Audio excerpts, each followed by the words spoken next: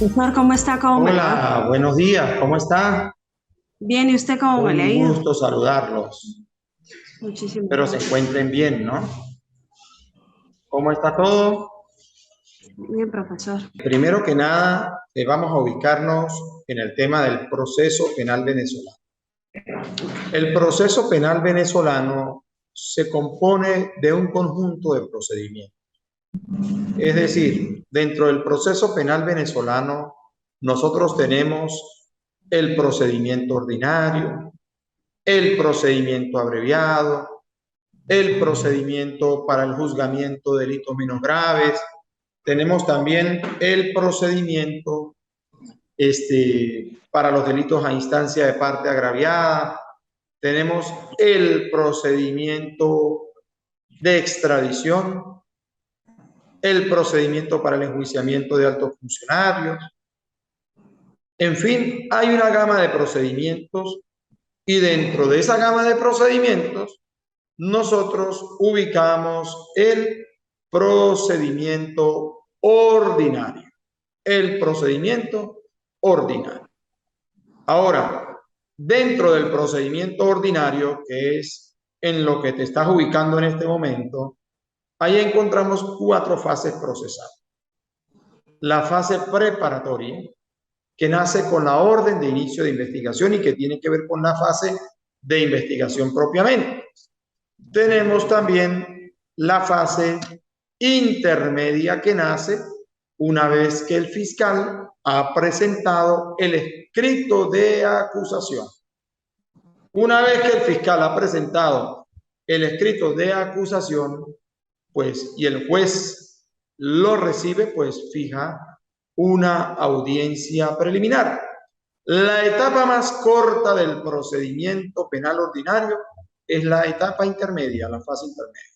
La fase de la audiencia preliminar es la fase más corta del procedimiento penal ordinario. Es un procedimiento, es una etapa expedita, es una audiencia de filtro, es una audiencia donde el fiscal presenta el escrito de acusación en una audiencia que es no pública, porque a esa audiencia de la fase intermedia o de lo que se conoce como audiencia preliminar, acuden tanto, más allá de que está el juez constituido, el tribunal constituido, con el juez, el secretario y el alguacil, allí acuden el imputado, acude también el fiscal, acude el defensor, ¿verdad? Y ellos, pues, estando presentes allí, pues el juez de control, en el ámbito de la formalidad que se corresponde con la audiencia propia preliminar, pues es allí donde el juez permite que el fiscal presente formalmente su acusación, ¿verdad? Y atendiendo el contenido de la acusación, le es dable al imputado rendir o no declaración, porque es un derecho que le asiste conforme el artículo 49 del numeral quinto del Código Orgánico Procesal Penal, perdón, de la Constitución, y el 127 del Código Orgánico Procesal Penal.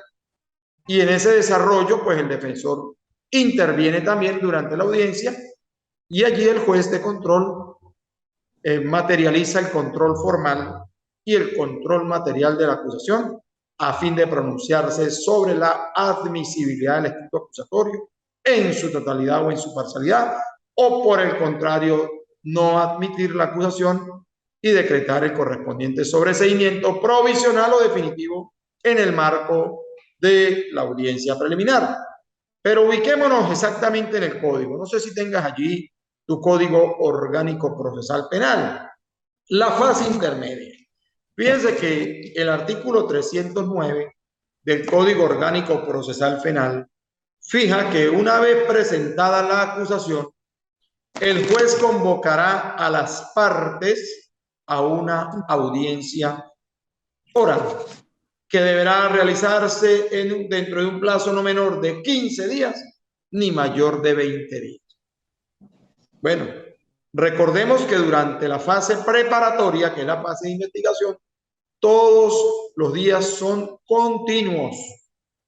Inclusive los feriados o festivos, todos los días son hábiles en la fase preparatoria, pero en la fase intermedia no.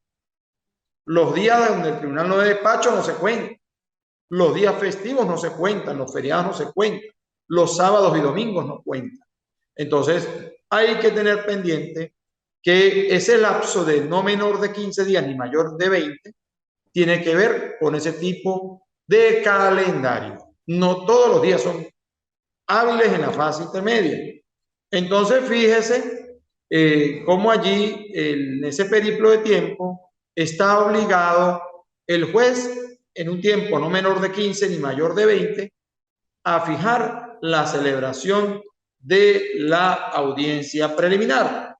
Pero debo señalar también que hubo una reforma del Código Orgánico Procesal Penal en septiembre del año pasado. Y yo quiero que tengamos también presente ese tema porque hubo algunas modificaciones en aspectos propios del diferimiento de las audiencias preliminares. Y ya se lo voy a ubicar aquí en el material de apoyo que tengo sobre el tema del diferimiento de las audiencias preliminares. Fíjese, antes decía el código. El código decía, aquí está. Ajá. En caso de que hubiera que diferir la audiencia, esta deberá ser fijada nuevamente en un plazo que no podrá exceder de 20 días. El diferimiento de una audiencia preliminar que no se celebrare en esa primera convocatoria por X o Y motivo, podía ser diferida para una fecha que no excediera de 20 días. Pero esos 20 días podían convertirse en 35 días fácilmente al no computarse allí los días no laborables. Pero la reforma fijó una reducción en ese tiempo por un tema propio de la celeridad procesal y lo señala y lo reduce a un término que no podrá exceder de 5 días.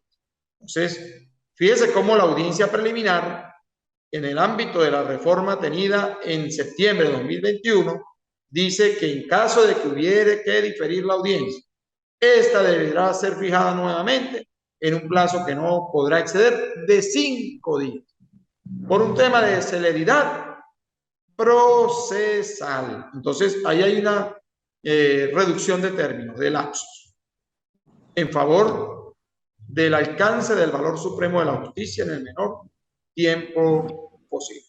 Entonces, nos ubicamos allí y se fijó la audiencia en la primera, se fijó la audiencia por primera vez y se celebró la audiencia. Bueno, esa audiencia inicia y culmina el mismo día.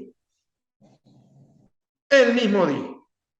Ahora, por la complejidad del caso, pudiera ser que ante la presencia de muchos acusados que quisiesen a lo mejor rendir su relato allí, hacer uso del derecho a rendir declaración conforme el 49 numeral quinto de la Constitución y 127 del Código Orgánico Procesal Penal, pudiese perfectamente el juez, ante la complejidad del caso, la cantidad de personas acusadas, la cantidad de intervenciones, pudiese esa audiencia prolongarse para el día siguiente y el juez pudiese interrumpirla y convocarla para su culminación en la audiencia próxima, el siguiente día, en todo caso.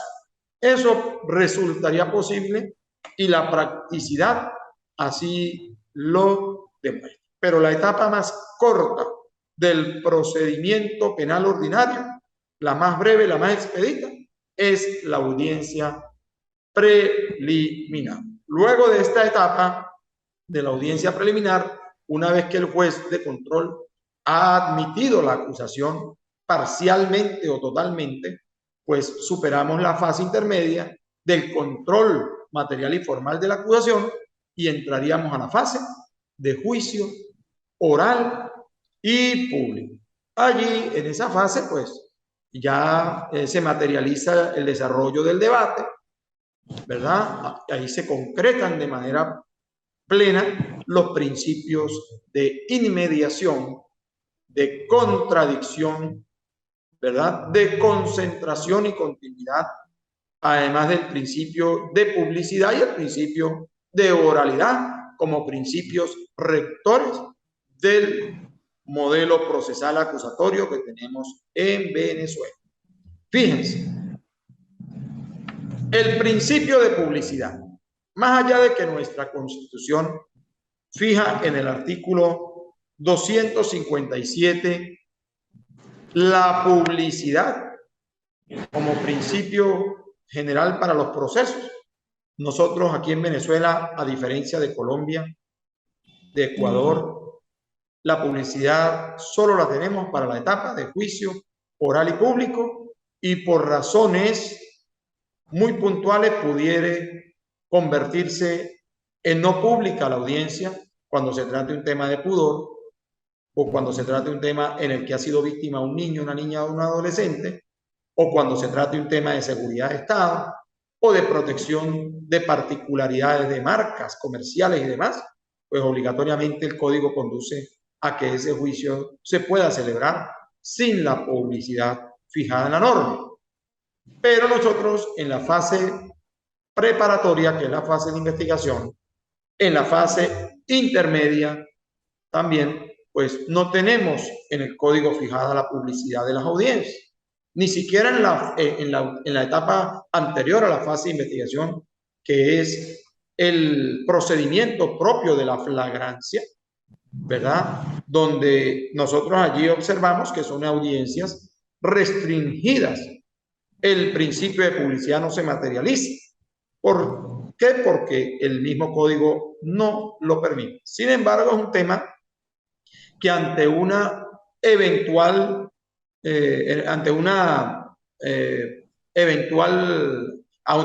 análisis constitucional en función al principio de primacía que fija nuestra Carta Constitucional en su artículo 7, pudiese perfectamente permitirse más adelante a través de una reforma del Código Orgánico Procesal Penal o por misma expresión de nuestra máxima sala constitucional del Tribunal Supremo de Justicia, con el visto bueno del órgano legislativo, con la reciente reforma del artículo 25 de la Ley Orgánica del Tribunal Supremo de Justicia, donde las sentencias vinculantes adquieren valor o vigencia una vez que han sido publicadas o aprobadas por el órgano legislativo, pues permitirse, como ocurre en Ecuador y en Colombia, que todas las etapas del proceso sean públicas. Y es que resulta necesario, porque esa publicidad es la que permite el control social, permite la materialización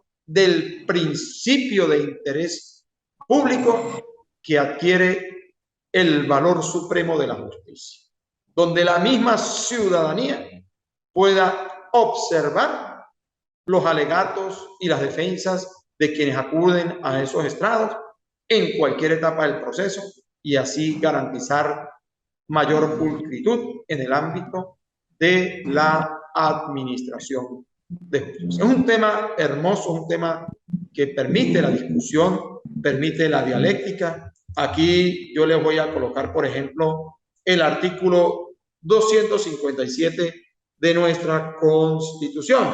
¿Qué dice el artículo 257? ¿Qué dice aquí? Ya, vamos a ver aquí. El proceso constituye un instrumento fundamental para la realización de la justicia. Artículo 257 de la Constitución.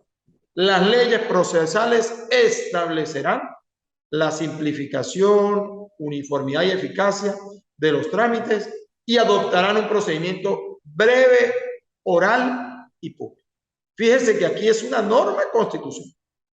Breve, oral y público. Es decir, el principio de publicidad está enunciado en el artículo 257 de la Constitución. Sin embargo, el Código Orgánico no prevé la publicidad de las etapas intermedias, ni preparatorias, ni la audiencia de calificación de párrafo. En Colombia, La audiencia de legalización de captura, que es lo que equivale aquí a la audiencia de flagrancia, es pública. Las audiencias que se cumplen en el marco de la fase preparatoria o etapa de investigación son públicas. La audiencia de presentación de la acusación, de formulación de la acusación en Colombia y lo que es aquí la audiencia preliminar, pues allá en Colombia es pública, pero en Venezuela es restringida. He allí la necesidad de que en una eventual reforma ese tema pudiese manejarse de mejor manera, pero eso implica también que nuestras sedes judiciales estén acordes a nivel de dimensión de espacios para que la población pueda entrar. Porque si los despachos son estrechamente reducidos para 3 o 4 o 6 personas, imaginémonos el caos que generaría el querer de la gente estar en una audiencia de esa y verse impedido por un tema dimensional de espacio. O sea, todo debe ser armónicamente planificado. La infraestructura con la practicidad del proceso a nivel de la publicidad en todas las etapas del mismo. También tenemos en el marco de la fase intermedia la posibilidad de que la defensa, porque digo la defensa, normalmente es el defensor el que hace uso de las excepciones como formas de oposición al proceso. No pierdan de vista, por favor, las excepciones dispuestas en el artículo 28 del Código Orgánico Procesal. Y más allá de las mismas excepciones, las nulidades que están enunciadas en el Código Orgánico Procesal Penal desde el artículo 174 al 180 de la norma procesal venezolana. Allí está reflejado el tema de las nulidades absolutas y el tema de las nulidades relativas. Es también importante tener muy presente tanto las nulidades como formas de oposición a la persecución penal, ¿sí? Como las excepciones a fin de poder también oponerse a la persecución penal en el ámbito del procedimiento penal ordinario. Exactamente me refiero, en este caso, tanto en la etapa preparatoria, fase de investigación, como en la fase intermedia e inclusive en la fase de juicio, porque las excepciones son oponibles en cualquier etapa del proceso y las nulidades también son oponibles, son interpuestas en cualquier etapa del proceso.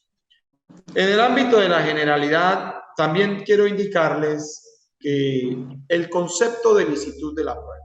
Mire, el régimen probatorio establecido en el Código Orgánico Procesal Penal nos marca un tema que tiene que ver con la licitud y con la libertad probatoria.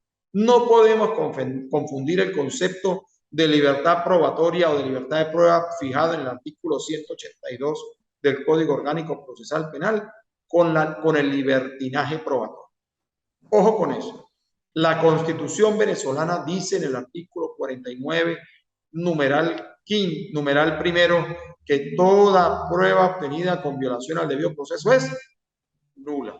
De allí que hay unos aspectos que regulan la obtención de la prueba y tienen que ver con la licitud en su hallazgo, ¿verdad? Y la legalidad en su incorporación.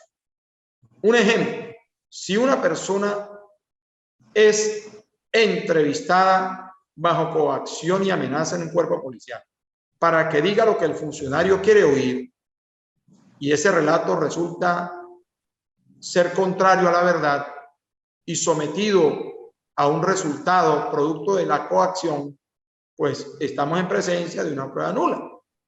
Es decir, más allá del contenido y de la promoción del testigo que puede hacer la fiscalía, en este caso, pues resulta darle la posibilidad de demandar la nulidad de ese medio de prueba testimonial en razón a que está dentro del concepto de la prueba ilícitamente obtenida e ilegalmente incorporada. El artículo 182 del Código Orgánico Procesal Penal que dice: salvo previsión expresa en contrario, se podrán probar todos los hechos y circunstancias de interés para la correcta solución del caso y por cualquier medio de prueba incorporado conforme a las disposiciones de este código y que no esté expresamente prohibido por la ley. Entonces, dice, un medio de prueba. Para ser admitido debe referirse primero que nada directa o indirectamente al objeto de la investigación y ser útil para el descubrimiento de la verdad. Es decir, allí ubicamos la pertinencia y la idoneidad de la prueba para el alcance de la verdad reconstructiva a través del proceso. Los tribunales podrán limitar los medios de prueba ofrecidos para demostrar un hecho o una circunstancia cuando haya quedado suficientemente comprobado con las pruebas ya practicadas en el hecho. Por ejemplo, si tenemos 5 testigos legalmente incorporados que han acreditado la realización del hecho o la ocurrencia del hecho criminal, pues el tribunal pudiera prescindir de otros 2 o 3 si ya ha resultado suficientemente demostrado o comprobado a nivel del debate que el hecho fue así. Y también debo señalar también que en cuanto a la licitud, el mismo artículo, perdón, el artículo 181 dice que los elementos de convicción solo tendrán valor si han sido obtenidos por un medio lícito e incorporados al proceso conforme a las disposiciones de este código. No podrá utilizarse información obtenida mediante tortura, maltrato, coacción, amenaza, engaño, indebida intromisión en la intimidad del domicilio, de la correspondencia, de las comunicaciones, los papeles y los archivos, ni la obtenida por otro medio que menoscabe la voluntad, ¿verdad? O viole los derechos fundamentales de las personas. Tampoco podrá apreciarse la información que provenga directa o indirectamente de un medio o procedimientos ilícitos. Es decir, esos artículos 181 y 182 deben entrelazarse con el artículo 49, numeral 1 de la Constitución venezolana, que consagra la prohibición de pruebas obtenidas con violación al debido proceso. ¿Y por qué hago énfasis en esto? Porque el proceso penal gira en torno a la prueba. Gira en torno a la prueba, dependiendo de las pruebas recabadas o de las fuentes de prueba localizadas en la fase de investigación, que se pudieran convertir en medios de prueba a los efectos de una eventual acusación por parte del fiscal o promoción por parte de la defensa para revertir el señalamiento fijado en la acusación fiscal, ¿verdad? Y que posteriormente pudiesen trascender a la fase de juicio, pues obligatoriamente reclama licitud. Pero no es una licitud a medias, sino una licitud estrictamente apegada a los lineamientos constitucionales y procesales. Eso en cuanto a la etapa intermedia del proceso penal venezolano. Pero fíjense, yo quería tratar brevemente también el tema de la reforma de septiembre del año pasado. En el Código Orgánico Procesal Penal, pues el código que teníamos vigente o que tenemos vigente, es de junio del año 2012 y tuvo una reforma que ocurrió en septiembre del año 2021. Hay unos artículos que requieren ser revisados para bien de ustedes y se los voy a ir enunciando. El artículo 30 del Código Orgánico Procesal Penal presentó una modificación en su parte prácticamente final de ese artículo. Es importante que ustedes vayan ubicando esos artículos y los vayan comparando. Yo creo que el cuadro comparativo está en el aula. ¿Lo tienen allí en el aula o no? El cuadro de la reforma que yo hice del Código Orgánico Procesal Penal. Tenemos también una reforma en el artículo 69 del Código Orgánico, que es la reforma de septiembre del año 2021, en los derechos de la víctima, el 122. ¿Y cuál es la? Aquí hay que hacer fijar una particular, un particular sobre este tema de los derechos de la víctima. El Código Orgánico reformado dice: quien de acuerdo con las disposiciones de este código sea considerado víctima, aunque no se haya constituido como creyente, podrá ejercer en el proceso penal los siguientes derechos. Entonces, hay dos cosas importantes. El primer punto es que ahora puede presentar querella e intervenir en el proceso conforme lo establecido en este código. La víctima, artículo 122. Antes no, antes podía presentar querella, ¿verdad? Pero más allá de que también podía intervenir, hay una sentencia que es la 902 del 14 de diciembre de 2018 de la Sala Constitucional del Tribunal Supremo de Justicia que empoderó a la víctima. Tanto así que producto de esa misma decisión, el numeral 2 de ese 122 fue modificado. ¿Y qué dice? Solicitar las diligencias de investigación necesarias para el esclarecimiento de los hechos. Entonces, antes no le era dable a la víctima, antes de la reforma de septiembre, no le era dable a la víctima solicitar diligencia de investigación. Solamente le permitían ser informada de los resultados de la investigación y delegar de manera expresa en el Ministerio Público su representación o representar en este caso de inasistencia al juicio. Pero ese numeral 2 de la reforma del artículo 122 empoderó a la víctima y ella tiene su fundamento en la sentencia 902 del 14 de diciembre del 2018 de la Sala Constitucional, que tiene carácter vinculante. También hay una modificación en el artículo 124 del Código Orgánico. Resulta que ahora dice el 124. La persona ofendida, fíjese, asistencia especial en materia de derechos humanos. Asistencia especial en materia de derechos humanos. La persona ofendida directamente. La persona ofendida directamente por presuntas violaciones a los derechos humanos podrá delegar en la Defensoría del Pueblo o en asociación de defensa de los derechos humanos el ejercicio de sus derechos cuando sea más conveniente para la defensa de su interés.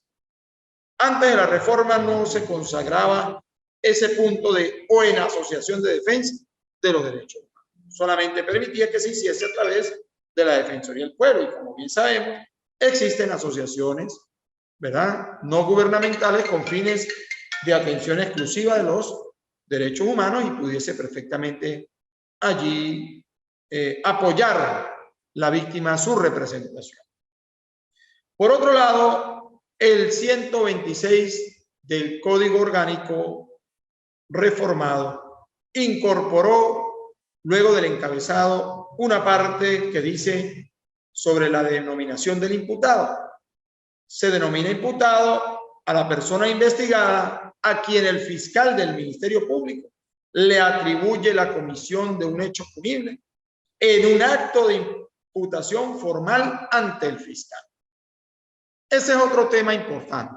Recordemos que antes de esta reforma, con el código del año 2012, de junio del año 2012, las imputaciones se cumplían en sede judicial por una sentencia de la Sala Constitucional que había dictado, pues, o emitido un poder cautelar allí y le correspondía a los jueces de control celebrar el acto de imputación o conducir prácticamente el acto de imputación fiscal en sede judicial. Eso cambió nuevamente y a partir de esta reforma retorna el acto de imputación por delitos graves a la sede fiscal. Es decir, el acto se cumple sin la presencia del juez y en el despacho del fiscal del Ministerio Público. Artículo 126. Dice 126A, el acto de imputación formal es una